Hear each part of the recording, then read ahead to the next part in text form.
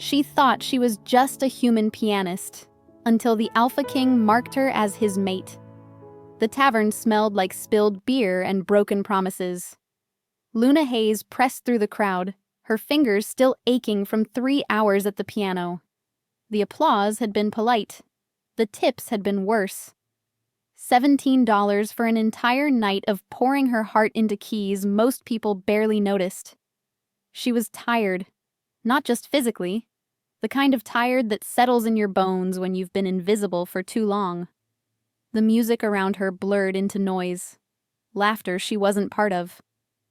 Conversations that didn't include her. She moved between bodies like a ghost, heading for the door, already planning tomorrow's shift at the diner before her next performance. She didn't see the step. Her ankle twisted. Time stretched impossibly thin as she fell forward, arms flailing for anything solid. Strong hands caught her before she hit the floor. Not roughly, not possessively. Just there, steady and sure, as if they'd been waiting. Luna gasped, her heart hammering as she found herself seated across someone's lap, completely off balance. She looked up, ready to apologize, and the words died in her throat. The man staring back at her had eyes like winter storms. Sharp, clear, utterly calm. "Are you comfortable?" His voice was low, almost amused. Luna blinked. Of all the things he could have said, that was the last thing she expected. Sorry, I didn't mean to." She scrambled to stand, face burning with embarrassment. His hands steadied her but didn't hold her. The moment she was upright, he released her completely. "No harm done," he said simply. She laughed, awkward and breathless. "I promise I don't usually throw myself at strangers." Something flickered in his expression. Recognition, maybe. Or knowledge. "Perhaps not," he said quietly. Luna backed away, still apologizing, still mortified. She hurried out into the cold night air, leaving the stranger behind without a second thought. Inside the tavern, Fenrir Voss remained seated, perfectly still. His beta, Lucian Finch, appeared at his side within seconds. "Alpha?" Fenrir didn't take his eyes off the door Luna had disappeared through. After 300 years of silence, the bond had awakened. Sharp, undeniable, absolute. The human woman who just stumbled into his arms was his mate. She had no idea what she'd done, no idea what she was, but he did. "Find out everything about her," Fenrir said softly. Everything. Luna should have gone straight home. Instead, she stood outside the tavern, staring at the cracked sidewalk, replaying the last 5 minutes in her head. The stranger's hands had been warm. His eyes had been impossibly focused, like he'd seen straight through her skin into something deeper. She shook her head. Ridiculous. He was probably just another wealthy patron slumming it in a dive bar. She'd embarrassed herself. End of story. The rent was due in 4 days, and she was $60 short. That mattered. A handsome stranger with good reflexes did not. Luna pulled her coat tighter and started walking. Her apartment was 12 blocks away, up 3 flights of stairs that creaked under her weight. The piano inside was older than she was, inherited from a grandmother she'd never met. The apartment itself was small, cold, and hers. She dropped her bag by the door and sat at the piano without turning on the lights. Her fingers found the keys in the darkness. Music poured out, soft and aching.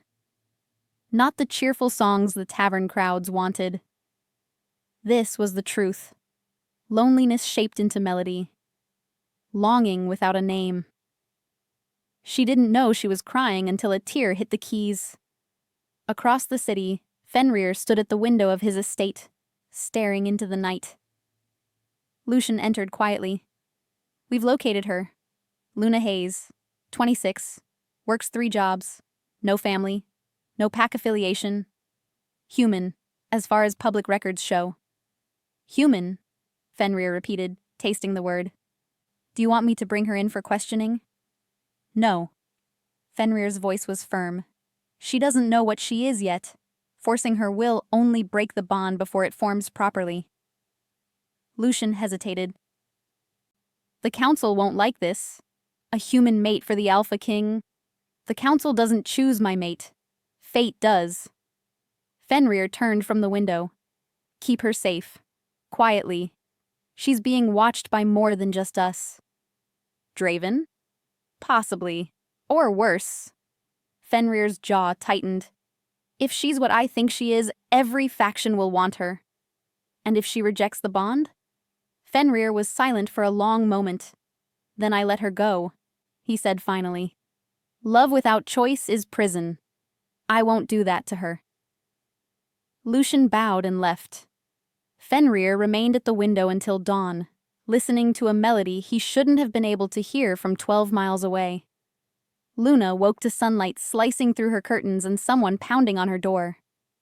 Luna, open up! She stumbled out of bed, still in yesterday's clothes, and unlocked the door. Pearl Doolin burst in, carrying coffee and a bag of pastries. You look terrible. Good morning to you, too. Luna took the coffee gratefully. Pearl was her only real friend.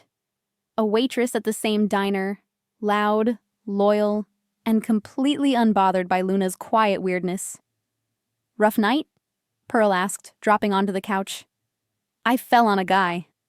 Pearl choked on her coffee. You what? At the tavern. I tripped and landed in some stranger's lap. Luna rubbed her face. It was mortifying. Was he cute? Pearl. I'm serious. You never talk to anyone. This could be fate. Luna laughed bitterly. Fate doesn't care about people like me. Pearl's expression softened. You know that's not true. But it felt true. Luna had spent her whole life feeling like she was waiting for something that would never come. A place she belonged. A person who saw her. Music was the only thing that made sense. Anyway, Pearl said, clearly changing the subject, I came to tell you that Briella Mills is looking for a pianist for some fancy event next week. Private party, pays $300. Luna's head snapped up. 300? Yeah, apparently some rich guy is hosting. She needs someone classy who won't embarrass her. Pearl grinned. I told her you were perfect. $300 would cover rent and groceries for the month. I'll do it, Luna said immediately. Pearl handed her a card. Events on Saturday. Dress nice. Apparently this guy's kind of a big deal. Saturday came faster than Luna expected. She stood outside the estate, staring up at iron gates and manicured gardens that stretched farther than she could see. This wasn't wealth. This was power. A woman in a sleek black suit met her at the door. Miss Hayes? That's me. I'm Clara Richmond. Follow me, please.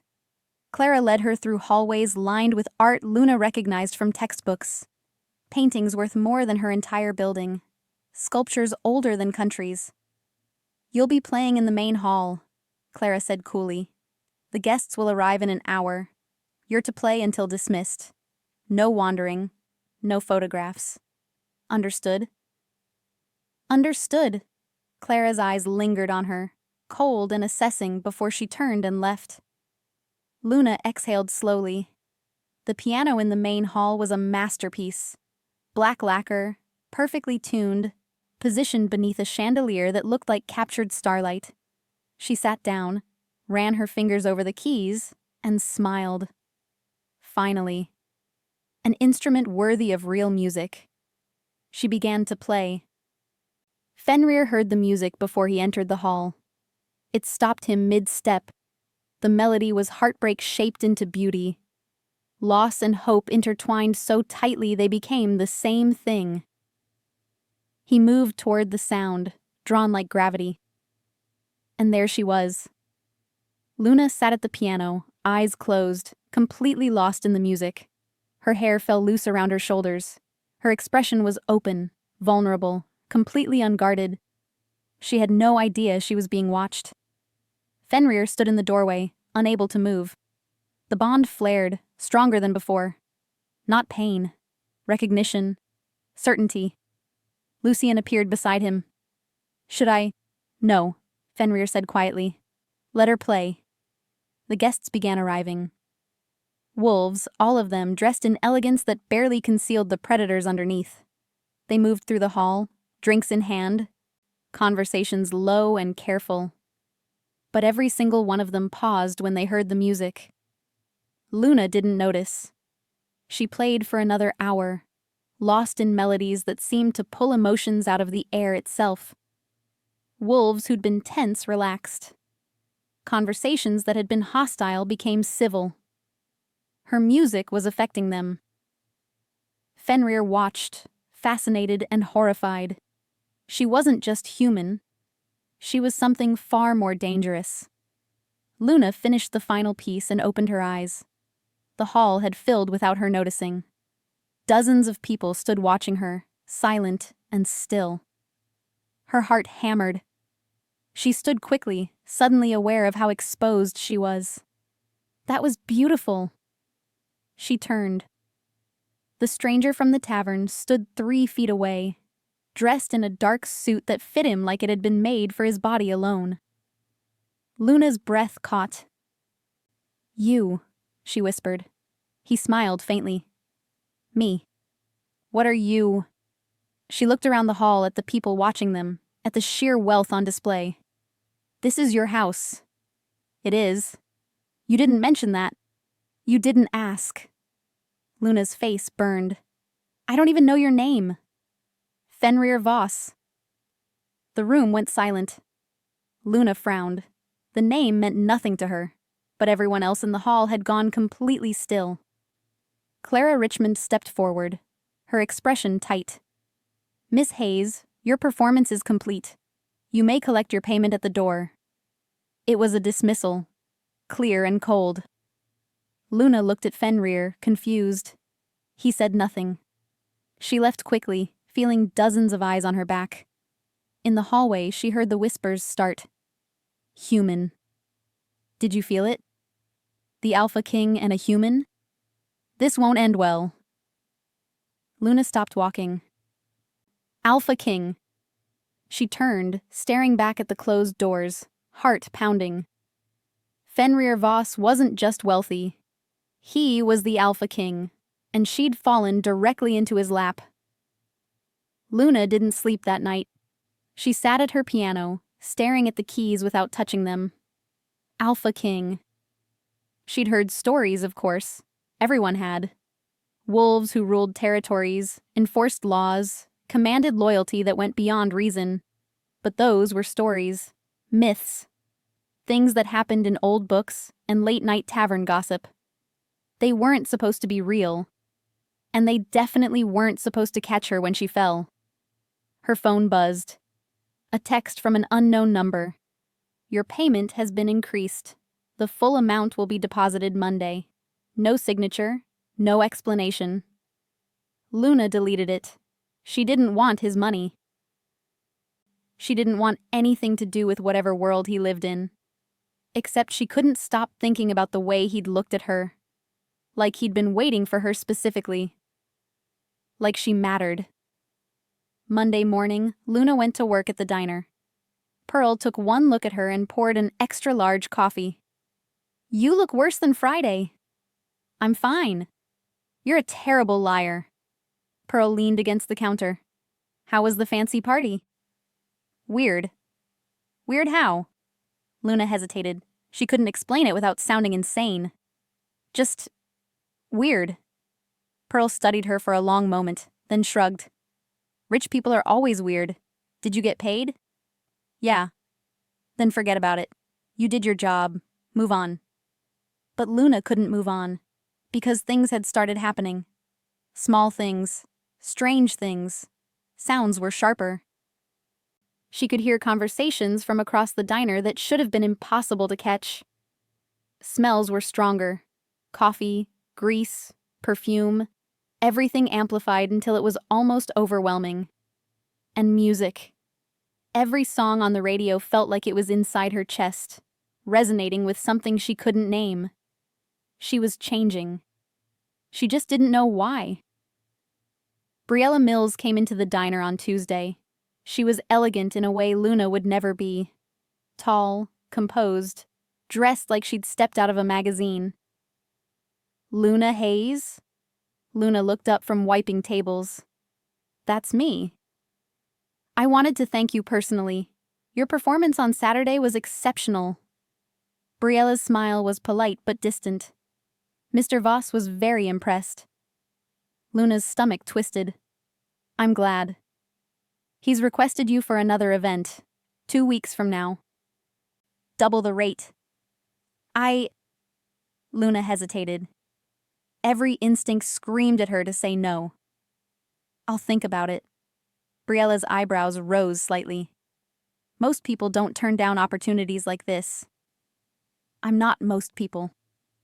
Something flickered in Briella's expression. Respect, maybe. Or warning.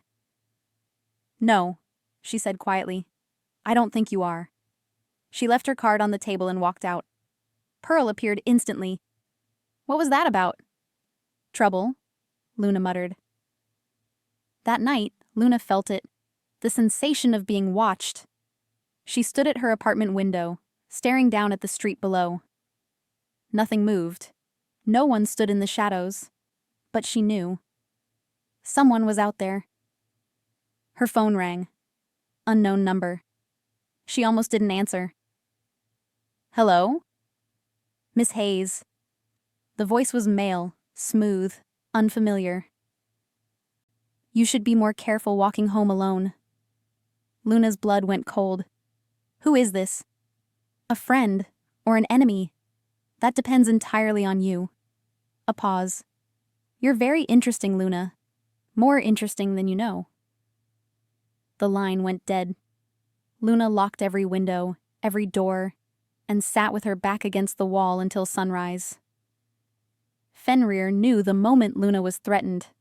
The bond flared like a warning bell, sharp and insistent. He was across the city in minutes. Lucian and 2 guards swept Luna's building, but whoever had called was long gone. No scent, no trace. Professional. "It's Draven," Lucian said grimly. "Has to be." Draven Brock, former Alpha, exiled for crimes Fenrir still had nightmares about. Dangerous, cunning, and obsessed with power. If he knew about Luna, double the protection, Fenrir ordered.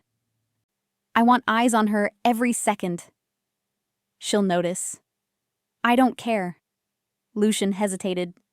"Alpha, if she's truly your mate, you need to tell her. Keeping her in the dark puts her in more danger." Fenrir stared up at Luna's window, where a single light burned against the darkness. "She'll run if I tell her," he said quietly. "She'll think I'm controlling her. Using her. And if someone takes her before you explain?" Fenrir's hands clenched. "Then I'll burn the world to get her back."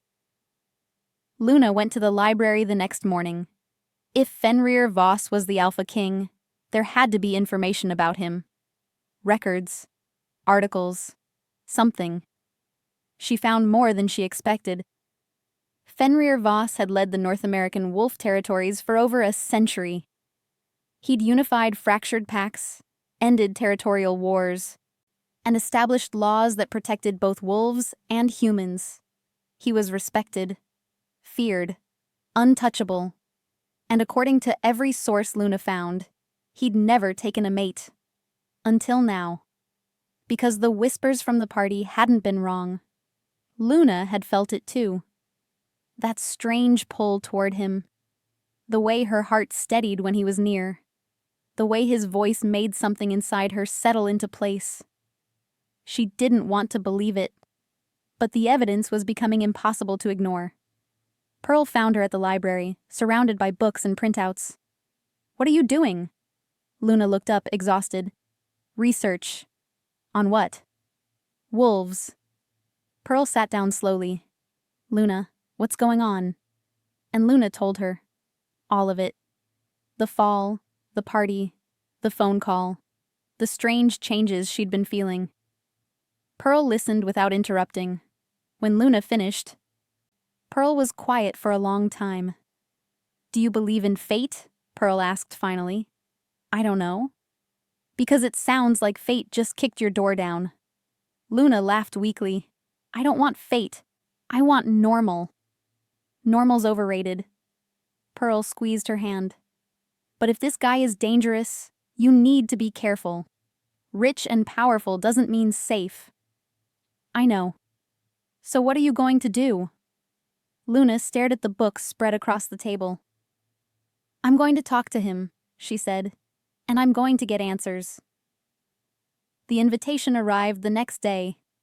Heavy cardstock, elegant script. "Miss Hayes, I owe you an explanation. If you're willing, meet me tomorrow evening. The address below. Come alone." Luna stared at the card for a long time. This was a terrible idea. She went anyway. The address led to a private garden on the edge of the city. Stone paths wound between flowering trees, and a fountain murmured softly in the center. Fenrir stood waiting, dressed simply in dark clothes that made him look less like a king and more like a man. "You came," he said. "You asked." He gestured to a bench. "Will you sit?" Luna sat, keeping distance between them. Fenrir remained standing, hands clasped behind his back. "I imagine you have questions." "A few." Luna's voice was sharper than she intended. "Starting with why I've been followed for the past 3 days." He didn't deny it. "You're in danger." "From who?" "People who want to use you, hurt you. People who see what you are and want to control it." Luna's heart hammered. "And what am I?" Fenrir met her eyes.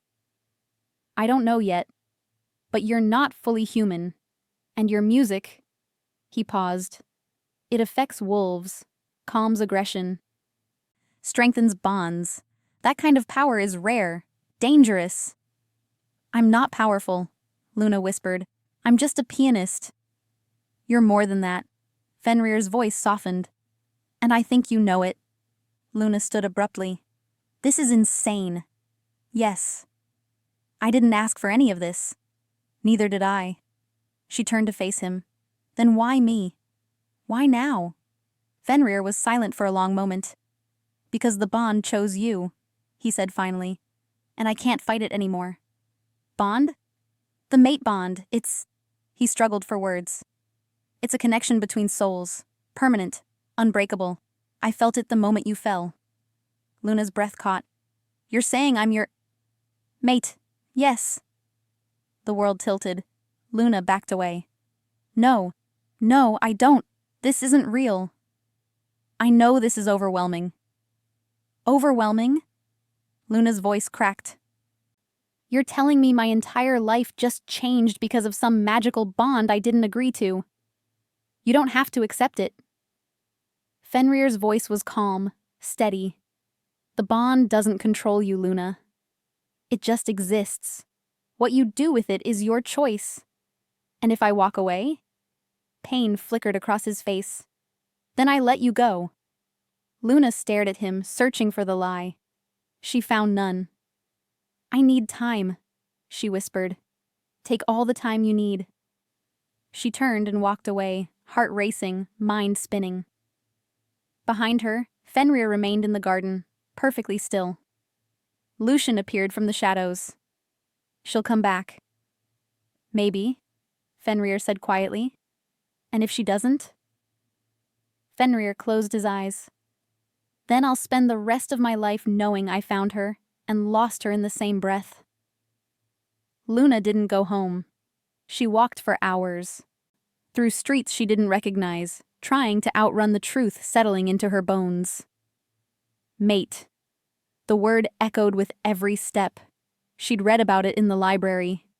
Mate bonds were sacred among wolves, permanent, rare. The kind of connection that supposedly transcended everything else. But those were wolf stories. She was human. Except she wasn't. Not fully. Not anymore. Luna stopped walking and leaned against a brick wall, breathing hard. Her whole life she'd felt like something was missing, like she was waiting for a door to open that would finally make sense of the loneliness, the restlessness, the feeling that she belonged nowhere. And now that door had opened. She was terrified of what lay beyond it. Pearl called 6 times before Luna finally answered.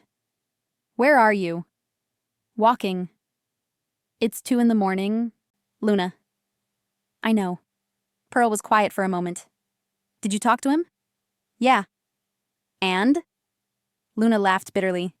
"He says I'm his mate." Silence. Then, "Holy hell." "Yeah." "Are you okay?" "I don't know." Luna's voice cracked. "I don't know what I am anymore." "Then come home. We'll figure it out together." Luna nodded even though Pearl couldn't see her. "Okay." She made it 3 blocks before she felt it again. The sensation of being watched. Luna turned slowly. A man stood at the far end of the street, partially hidden in shadow. Tall, still, watching. Her heart hammered. "Luna Hayes." His voice carried despite the distance. "We need to talk." "I don't know you." "No, but I know you." He stepped into the light. His face was sharp, handsome in a way that felt wrong. "My name is Draven Brock, and I'm here to offer you a choice." Luna backed away. "I'm not interested." "You don't even know what I'm offering." "Doesn't matter." Draven smiled. "Fenrir didn't tell you about me, did he? About what he's capable of? About the blood on his hands?" "I said I'm not interested." "He'll ruin you, Luna.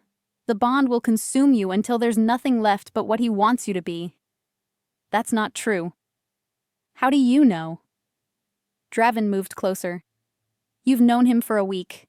I've known him for centuries. He's a king, Luna. Kings don't share power. They take it." Luna's hands trembled. "Stay away from me." "Or what? You'll run to him?" Draven's expression hardened. "He can't protect you from what's coming, but I can." A low growl cut through the night. Lucian Finch stepped out from an alley, followed by 2 massive wolves with eyes that gleamed gold in the darkness. "Leave, now." Lucian's voice was cold as winter. Draven held up his hands, still smiling. "Just delivering a message. Consider it delivered." Draven looked at Luna one last time. "When you realize what he's cost you, come find me. I'll be waiting." He vanished into the shadows. Luna's knees buckled. Lucian caught her before she hit the ground. "Are you hurt?" "No, What was that?" "That was a very dangerous man trying to manipulate you." Lucian helped her stand. "Come on. I'm taking you somewhere safe." "I want to go home." "Your home isn't secure. Not anymore." Luna pulled away. "I'm not going anywhere with you." "Then you're condemning yourself to death." Lucian's expression was grim. "Draven doesn't make empty threats. If he wants you, he'll take you. The only question is how many people die in the process." Luna's chest tightened. "Why does he want me?" "Because you're the Alpha King's mate, and that makes you the most valuable weapon in the world." Fenrir was pacing when Lucian brought Luna to the estate. The moment he saw her, the bond settled, sharp and certain. She was safe. "Are you all right?" He crossed the room in 3 strides, hands hovering near her shoulders but not touching. Luna nodded shakily. Draven said, "I know what he said." Fenrir's jaw tightened. "And most of it was lies designed to scare you." "Most?" Fenrir met her eyes. "I've done things I'm not proud of. Made choices that haunt me. I won't lie about that." Luna stared at him, searching his face. "Are you dangerous?" "Yes." The honesty startled her. "But not to you." Fenrir continued quietly. "Never to you." "How do I know that?" "You don't." Fenrir stepped back, giving her space. "You'll have to decide for yourself whether to trust me." Luna wrapped her arms around herself. I don't know how to do this. Neither do I. She looked up sharply. Fenrir smiled faintly. You think I've done this before? Had a mate? The bond is as new to me as it is to you. But you've lived for 300 years. Yes. And I've been alone for all of them. His expression softened. Until you. Luna's breath caught. A woman appeared in the doorway. Clara Richmond, the same cold elegance from the party. Alpha, the council is waiting. Fenrir's expression hardened. Tell them I'll be there shortly. Clara's eyes flicked to Luna, cold and assessing. They'll want to meet her. No. It's not a request. I don't care. Fenrir's voice dropped. Quiet and deadly. She's not ready. Clara's lips pressed into a thin line. As you wish. She left. Luna frowned. Who's the council? The leaders of the major packs. They advise me on territorial matters. Fenrir ran a hand through his hair. And they're going to have strong opinions about you. Because I'm human. Because you're mine. His eyes met hers. And they'll see that as weakness. Am I? A weakness? Fenrir was quiet for a long moment. You're the only thing in this world that could destroy me, he said finally. So yes. And no. Luna didn't know how to respond to that. A door opened down the hall. Voices drifted out, low and tense. Fenrir tensed. You should rest. Lucian will show you to a room. I don't want to stay here. I know. But it's the safest place for you right now. Fenrir's expression was pained. Please. Luna, just for tonight. She wanted to refuse, but exhaustion was settling into her bones, and fear had worn her down to nothing. Just tonight, she agreed. The room Lucian showed her to was larger than her entire apartment. Silk sheets, soft carpet, windows that overlooked gardens lit by moonlight. Luna stood in the center of it, feeling completely out of place. A knock at the door. Come in. A woman entered, carrying a tray of food. She was younger than Luna, with kind eyes and a nervous smile. I'm Mabel Cross. I thought you might be hungry. Luna's stomach growled in response. Mabel set the tray down and hesitated. Can I ask you something? Sure. Is it true? That you're the Alpha's mate? Luna's throat tightened. I don't know. Everyone's talking about it. Some people are angry. Some people are scared. Mabel's voice dropped. But some of us think it's wonderful. Why? Because he's been alone for so long. And you... Mabel smiled. You made him smile. I've worked here for 3 years, and I've never seen him smile before Saturday. Luna's chest ached. Thank you, she whispered. Mabel left quietly. Luna ate in silence, staring out at the gardens, wondering how her life had become unrecognizable in less than 2 weeks. Down the hall, Fenrir faced the council. 6 wolves, all older, all powerful in their own right. Ulrich Haskins spoke first. A human mate, Fenrir? Have you lost your mind? The bond doesn't lie. The bond can be broken. Not without killing us both. Fenrir's voice was cold. Is that what you're suggesting? Silence. Derek Hobbs leaned forward. We're not suggesting anything. But you have to understand the position this puts us in. A human mate weakens your claim. Other alphas will see it as vulnerability. Let them try. This isn't about pride. Ulrich's expression was hard. This is about survival. If she's truly your mate, she needs to be turned. Made one of us. No. Fenrir. I will not force her into this world.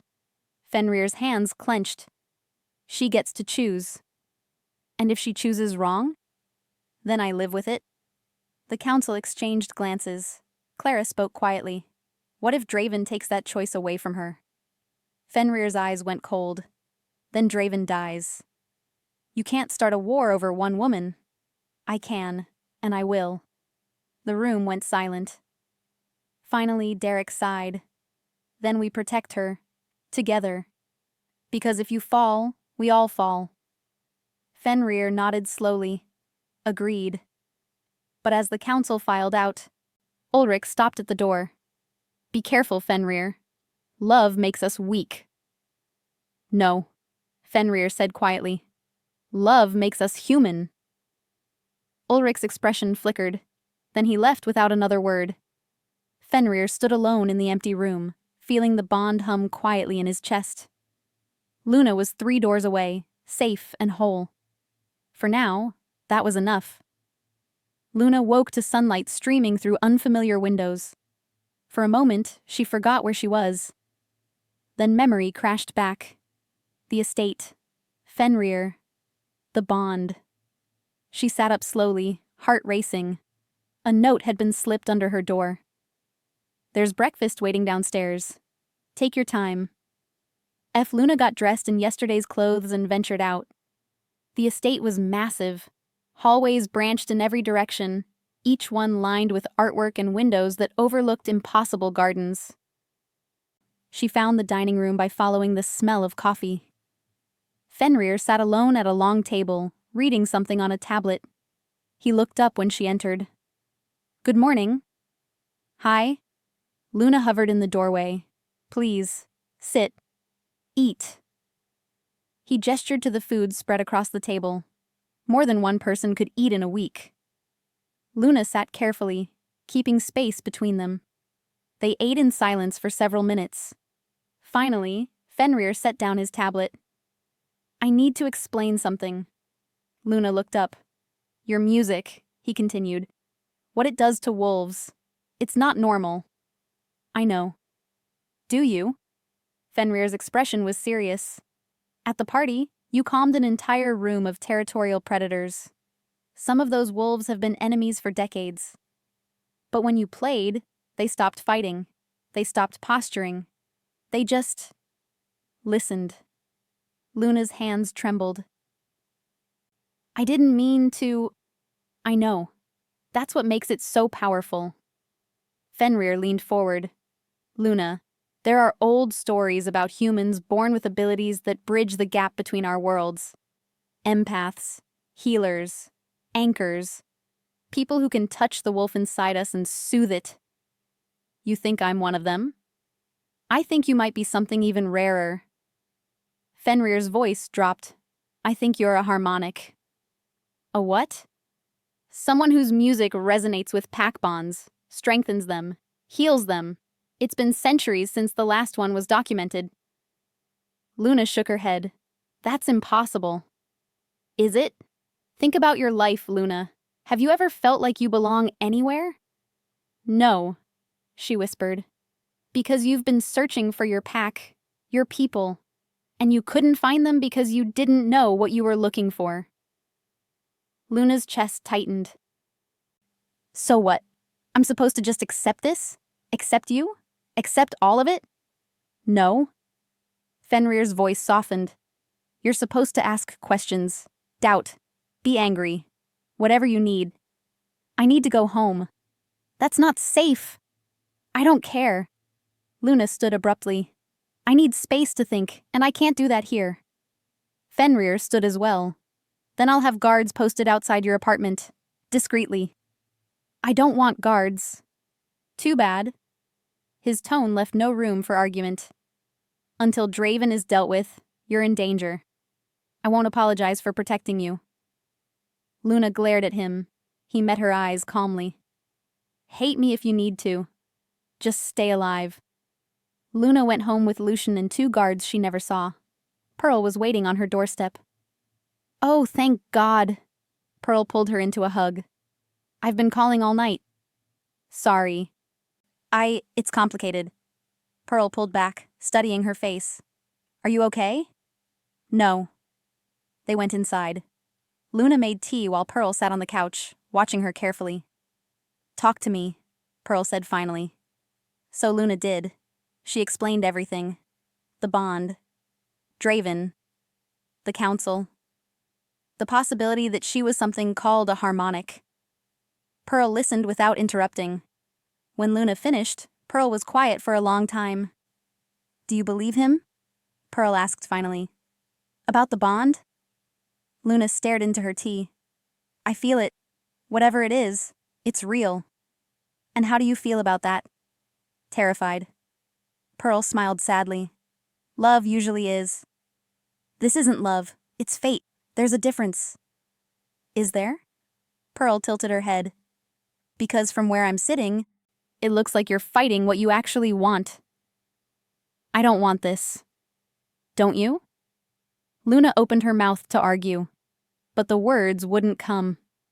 Because Pearl was right. She did want it. Wanted him. Wanted the feeling of being seen, chosen, claimed in a way that had nothing to do with her music or her usefulness. She wanted to matter to someone. And Fenrir looked at her like she was the only thing in the world that did. "I'm scared," Luna whispered. "I know." Pearl squeezed her hand. "But running from it won't make it go away." That night, Luna dreamed. She stood in a forest she'd never seen, surrounded by wolves with eyes like starlight. Music filled the air, pouring from her fingers even though she touched no piano. The wolves moved closer, not threatening, but drawn, compelled. One stepped forward. Massive, silver-gray fur. Eyes like winter storms. Fenrir. He lowered his head, pressing his forehead against her palm. The bond flared between them, bright and certain. Luna woke gasping, tears on her face. She reached for her phone before she could stop herself. "Are you awake?" The response came instantly. Always. "Can we talk?" "I'll be there in 10 minutes." Fenrir arrived in 8. Luna met him at the door, still in pajamas, hair a mess. "Come in." He stepped inside carefully, like he was entering sacred ground. They sat on opposite ends of the couch. "I had a dream," Luna said quietly. "About?" "You. The bond. A forest full of wolves." Fenrir's expression softened. "The bond is trying to show you what you are. What we could be." "Does it always work like this?" "I don't know. Every bond is different." He hesitated. "What did it feel like?" "Right," Luna whispered. It felt right.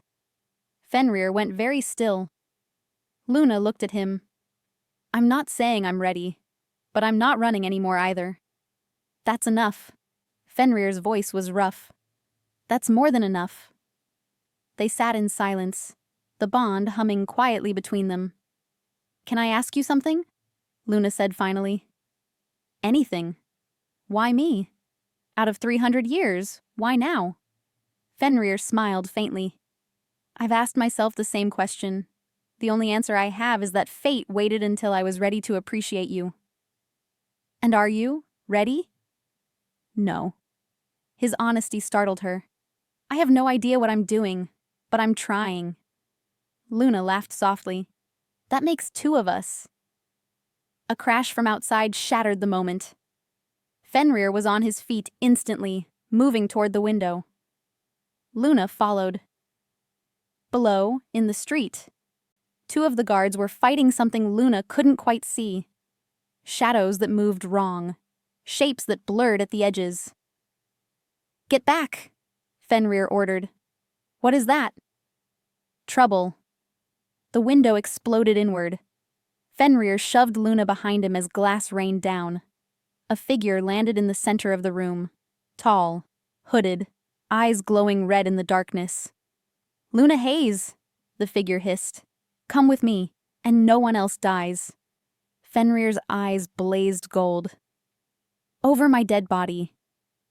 The figure laughed. "That can be arranged." 3 more shadows poured through the broken window. Fenrir shifted. One moment, a man. The next, a massive silver wolf that filled half the room. He launched himself at the attackers with terrifying precision. Luna backed against the wall, heart hammering. One of the shadows broke away, heading straight for her. She screamed. Fenrir was there in an instant, jaws closing around the shadow's throat. It dissolved into smoke. The remaining attackers retreated through the window, vanishing into the night.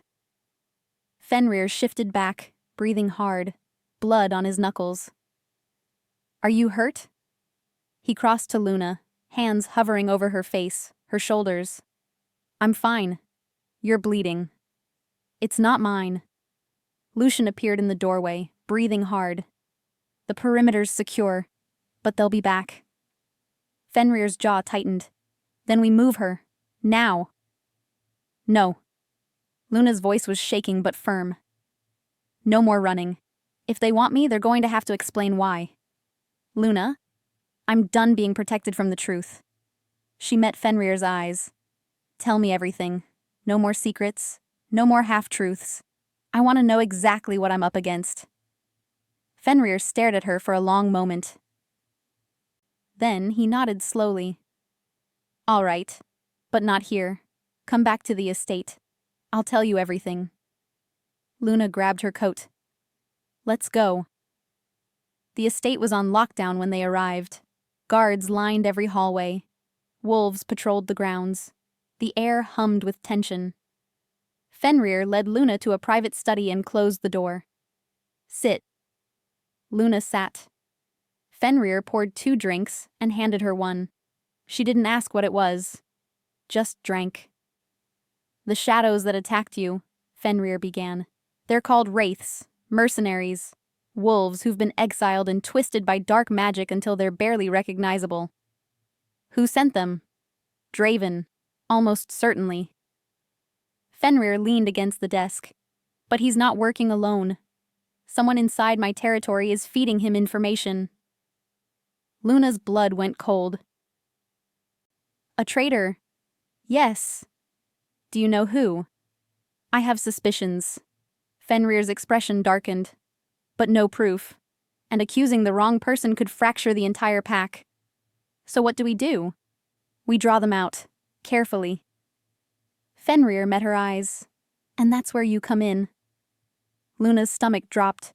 "Me?" "You're the target, the bait. If we make you visible, the traitor will make a move." "And then what? I get killed?" "No." Fenrir's voice was absolute. "Then I protect you while Lucian identifies the leak." "That's a terrible plan." "It's the only plan we have." Luna stood, pacing. "This is insane."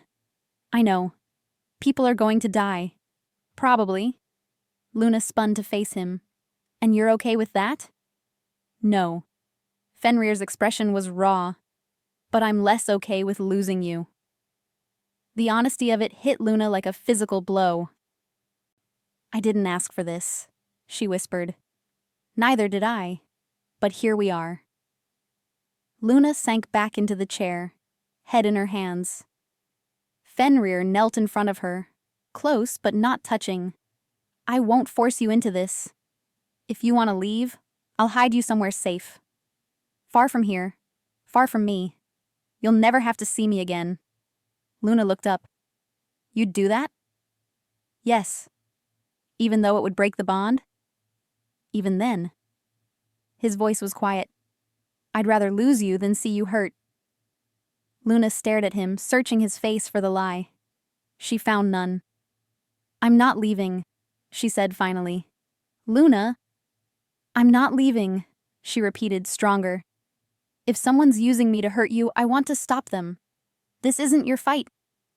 "Yes, it is." Luna's hands clenched. "You said I was a harmonic, that my music could heal pack bonds. So let me help." Fenrir was silent for a long moment. Then he nodded slowly. "All right, but we do this my way. You stay close. You follow orders. And if I tell you to run, you run. Deal." The plan was simple. Luna would perform at a pack gathering. Public, visible, vulnerable. The traitor would have to act or risk losing their chance. And when they did, Fenrir would be waiting. Luna spent 3 days preparing. Not just her music. Everything. Maybelle taught her how to move through the estate without drawing attention. Pearl brought her clothes that wouldn't scream, "Easy target." Lucian showed her escape routes and safe rooms. And Fenrir stayed close, not hovering, not controlling. Just there, steady and constant. They talked. About everything and nothing. His past. Her music. The weight of leadership. The loneliness of living on the edges of two worlds. The bond between them grew stronger with every conversation. Luna still wasn't ready to call it love, but it was something close. The night of the gathering, Luna stood in front of a mirror, barely recognizing herself. The dress was deep blue, elegant without being flashy. Her hair was loose.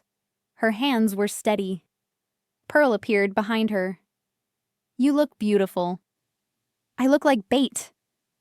"You look like someone worth protecting." Pearl squeezed her shoulders. "You've got this."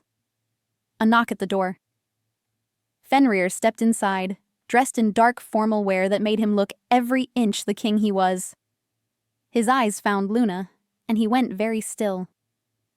"You're staring," Luna said quietly. "I know." Pearl grinned. "I'll leave you two alone." She slipped out. Fenrir crossed the room slowly. "Are you ready?" "No." "Good. Means you're smart." Luna laughed weakly. "What if this doesn't work? Then we try something else." "What if I mess up?" "You won't." "How do you know?" Fenrir's hand rose, cupping her face gently. "Because you're stronger than you think." The bond flared between them, warm and certain. Luna leaned into his touch without thinking. "I'm scared," she whispered. "So am I." "You don't look scared." "I'm terrified." Fenrir's thumb brushed her cheek. "But not of them. Of losing you before I've had the chance to know you." Luna's breath caught. The moment stretched. Then Fenrir stepped back, breaking contact. "Come on. It's time." The gathering was held in the main hall. Hundreds of wolves, all dressed in their finest, all watching Luna with expressions ranging from curiosity to outright hostility. She felt every eye on her as Fenrir led her to the piano.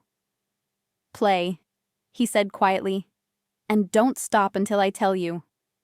Luna sat, hands trembling. She touched the keys, and the music poured out. Not the cheerful pieces she played at taverns, not the classical compositions from the estate. This was raw, honest. Every emotion she'd been carrying for the past 2 weeks shaped into melody. Loneliness, fear, hope, longing. The room went silent. Wolves who'd been whispering stopped. Arguments that had been brewing faded. Even the most hostile expressions softened.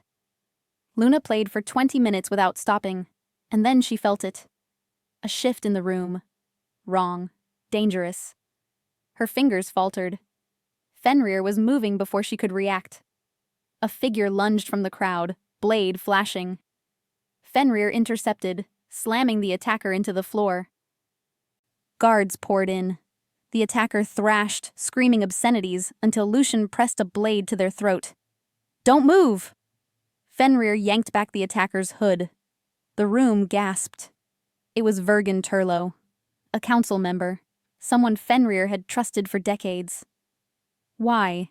Fenrir's voice was deadly quiet. Vergen spat blood. "Because you've gone soft. A human mate? You're weak, Fenrir, and weakness has no place leading us. So you allied with Draven. Draven understands power. You've forgotten what it means." Fenrir's expression went cold. "Take him to the cells. I'll deal with him later." Guards dragged Vergen away. The room remained silent. Fenrir turned to the gathered wolves. "Anyone else have objections to my mate?" No one spoke. "Good." Fenrir's gaze swept the room. "Because if any of you try to hurt her again, I will end you. Personally." He crossed to Luna, offering his hand. "Come on, you're done for tonight." Luna took his hand, legs shaking. He led her out of the hall, through hallways, until they reached a private balcony overlooking the gardens. "Are you all right?" Fenrir asked. "I think so." Luna leaned against the railing. "That was Vergen. He was on the council." "I know. How many others?" "I don't know yet, but we'll find them." Luna was quiet for a long moment. "This is your life. Constant danger. Constant betrayal." "Yes. And you want me to be part of it." Fenrir moved beside her, close but not touching. "I want you to choose, whatever that choice is." Luna looked at him. "And if I choose to leave?" Pain flickered across his face. "Then I let you go." "Just like that?" "Just like that." Luna stared out at the gardens, mind racing. She'd spent her whole life playing it safe, staying small, avoiding risk. And where had it gotten her? Nowhere. Alone.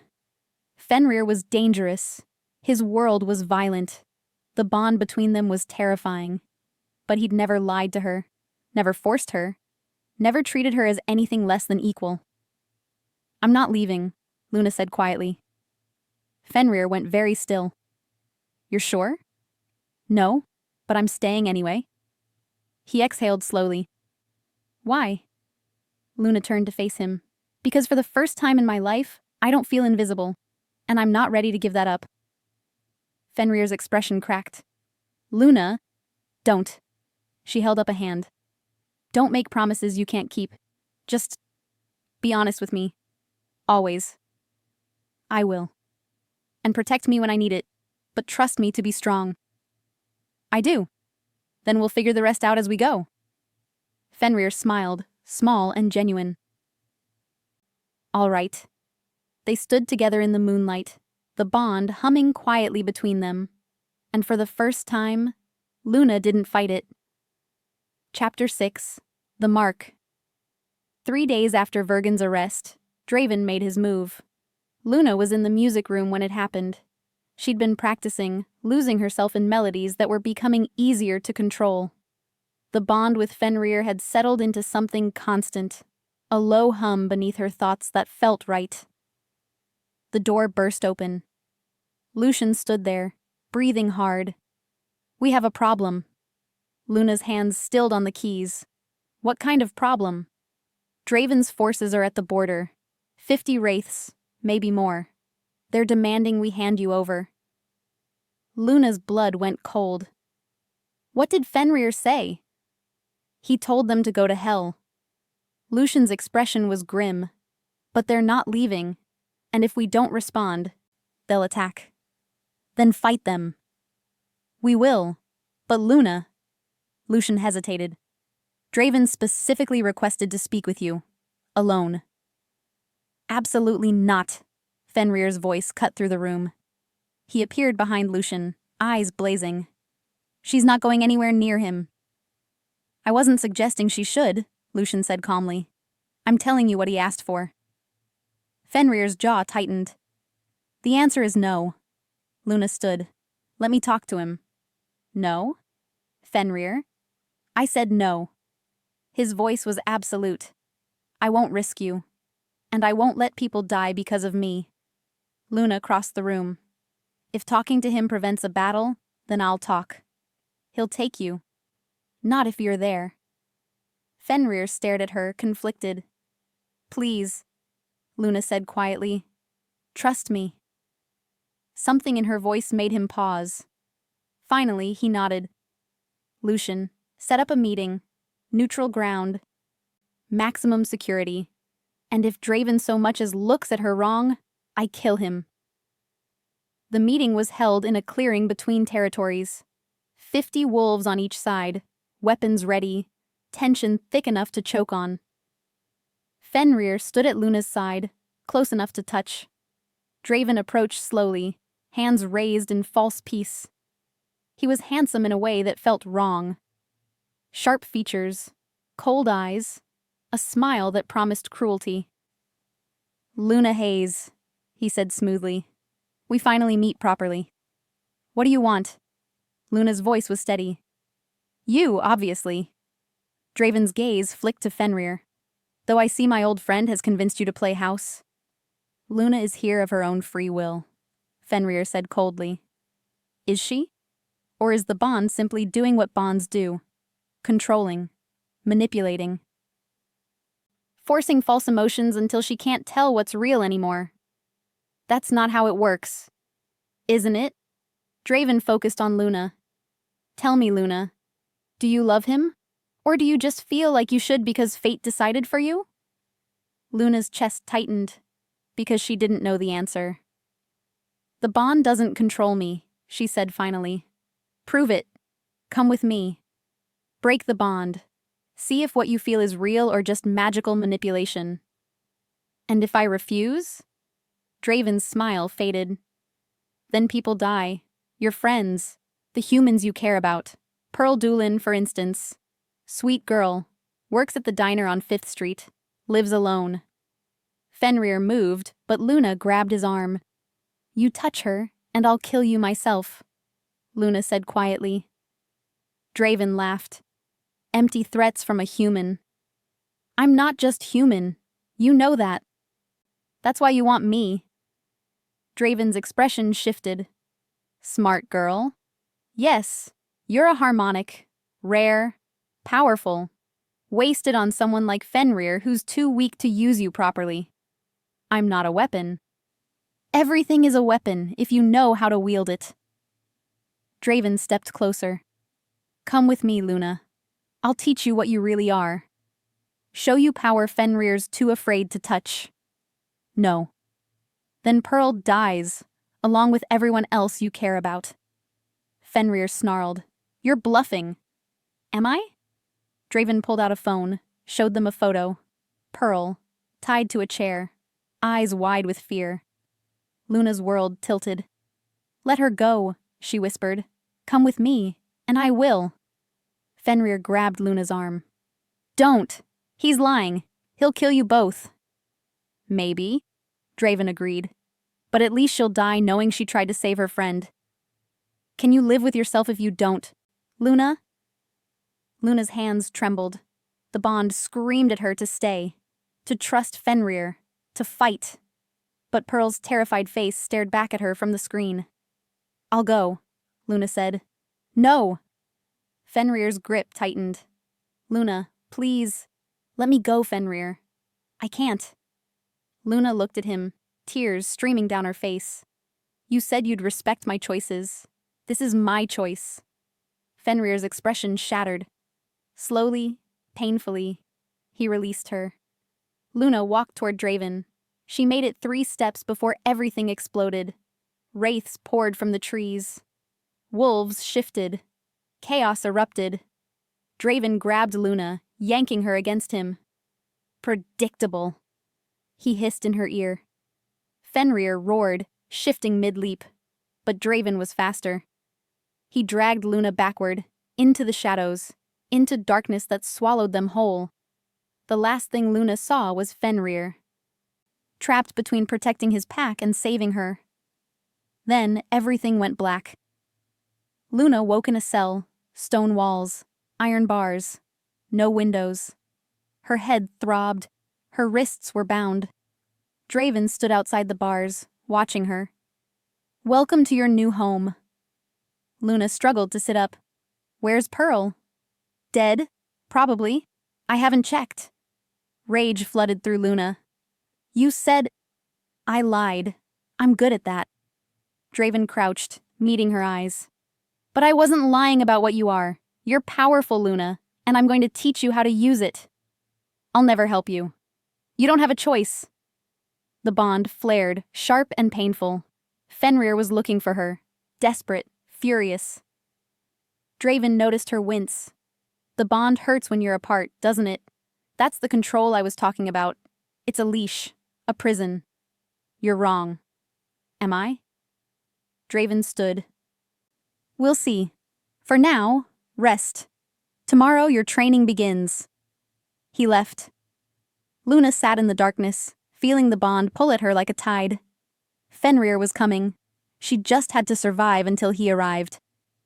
Fenrir tore through Draven's forces like a storm. Lucian fought beside him, along with Derek, Ulrich, and 50 of their best warriors. But Draven's stronghold was deep in enemy territory, protected by magic and wraiths that reformed faster than they could kill them. "We're not going to make it," Derek panted. "We will," Fenrir snarled. "Fenrir, be realistic." "I don't care." Fenrir's eyes blazed gold. "She's in there. I'm getting her out." Ulrich grabbed his shoulder. "Then we need a plan. Charging in will get us all killed." Fenrir forced himself to stop. Think. The bond was screaming. Luna was hurt, scared, but alive. "We split up," he said finally. "Lucian, take half the force and create a distraction. Draw their attention south. Derek, Ulrich, you're with me. We go in quiet. Find Luna. Get out. And if Draven's waiting," Fenrir's expression went cold, "then I kill him." Luna lost track of time in the cell. Hours. Days. She couldn't tell. Draven came and went, asking questions she refused to answer. "How does your music work?" Silence. "What does the bond feel like?" Silence. "Does Fenrir know what you really are?" Silence. Draven's patience was wearing thin. On what Luna thought was the third day, he brought someone else. A woman. Old. Scarred. Eyes like black glass. "This is Miranda Bonner," Draven said. "She's going to extract the information I need." Miranda smiled, revealing broken teeth. "This will hurt." She placed her hands on Luna's head. Pain exploded through Luna's skull. Images. Memories. Emotions ripped from her mind like pages torn from a book. Luna screamed. The bond flared, so bright it felt like burning. And suddenly, Luna understood. The bond wasn't controlling her. It was protecting her. Every time Miranda tried to dig deeper, the bond pushed back, shielding Luna's core self from violation. Fenrir was with her. Even across miles of distance, he was fighting for her. Luna grabbed Miranda's wrists, and she sang. Not with her voice, with the bond, with the music that lived inside her. The sound that came out wasn't human. It was pack, territory, belonging. Every emotion Luna had ever felt shaped into a single, devastating note. Miranda shrieked and stumbled backward. The cell bars cracked. Draven stared, shocked. Impossible! Luna stood, bonds falling away like paper. "You were right," she said quietly. "I am powerful, but not for you. Never for you." The walls began to shake. Fenrir felt a surge through the bond. Luna was fighting back. "Move!" he roared. They ran. Through tunnels, past guards, toward the source of the music that was making the entire stronghold tremble. Fenrir burst into the chamber just as the ceiling began to collapse. Luna stood in the center, surrounded by broken stone and shattered iron. Her eyes glowed faintly gold. "Fenrir," she breathed. He crossed the distance in seconds, pulling her against him. The bond settled, sharp and absolute. "I've got you," he whispered. "I know." Draven appeared in the doorway, bleeding, furious. "You're not leaving." Fenrir turned, keeping Luna behind him. "Yes, we are. I'll hunt you. Both of you. Forever. Then you'll die trying." Fenrir shifted. The fight was brief, brutal, absolute. When it ended, Draven lay broken on the stone floor. "Please," he gasped. "Mercy." Fenrir shifted back, breathing hard. He looked at Luna. "Your call." Luna stared down at the man who'd terrorized her, threatened her friends, tried to break her. "Let him live," she said finally, "but exiled, forever. If he ever sets foot in your territory again, then you kill him." Fenrir nodded. Lucian dragged Draven away. Fenrir turned to Luna, hands gentle on her face. "Are you hurt?" "No. You?" "I'm fine now." His thumb brushed her cheek. "I thought I lost you." "You didn't." I won't let you go again. Good. Luna leaned into him. Because I'm not planning on leaving. The bond hummed, certain and strong. Fenrir pressed his forehead against hers. Luna. I know, she whispered. I know. And finally, after everything she did, the journey back to the estate took 2 days. Luna rode with Fenrir. The bond between them settled into something solid and real. Pearl was waiting when they arrived, alive and unharmed. You're an idiot, Pearl said, hugging Luna hard enough to hurt. I know. Don't ever do that again. I won't. Pearl pulled back, eyes wet. I'm so glad you're okay. Luna smiled. Me too. The council convened the next morning. Fenrir stood before them, Luna at his side. Vergen and 2 others have confessed to working with Draven, Ulrich reported. They've been exiled. And Draven himself? Derek asked. Alive. Barely. Exiled with a death sentence if he returns. Fenrir's expression was hard. He won't be a problem again. And her? Clara's gaze fixed on Luna. What happens now? Fenrir's hand found Luna's. Luna has proven herself. Not just to me. To all of us. She fought when she could have run. Protected others when she could have saved herself. She is my mate. And if any of you have a problem with that, speak now. Silence. Finally, Ulrich stood. I was wrong about her. She has my loyalty. Derek nodded. And mine. One by one, the council members rose. Even Clara, after a long moment, inclined her head. Welcome, Luna Hayes, she said quietly. Luna exhaled slowly. Thank you. That night, Fenrir found Luna in the music room. She was playing softly, something gentle and hopeful. He stood in the doorway, just listening. When she finished, she looked up. How long have you been there? Long enough. He crossed the room. Can we talk? Always. Fenrir sat beside her on the piano bench. I need to ask you something. Luna's heart skipped. Okay. The bond is permanent. You know that. But the mark? He hesitated. The mark is a choice. It's how mates claim each other publicly. Permanently. What does it do? It completes the bond, ties us together in a way that can't be broken. Fenrir met her eyes. But it's not just magical. It's a promise, a commitment. And I won't ask you to make it unless you're sure. Luna was quiet for a long moment. I'm not sure about anything, she said finally. But I'm sure about you. Fenrir's breath caught. Mark me, Luna whispered.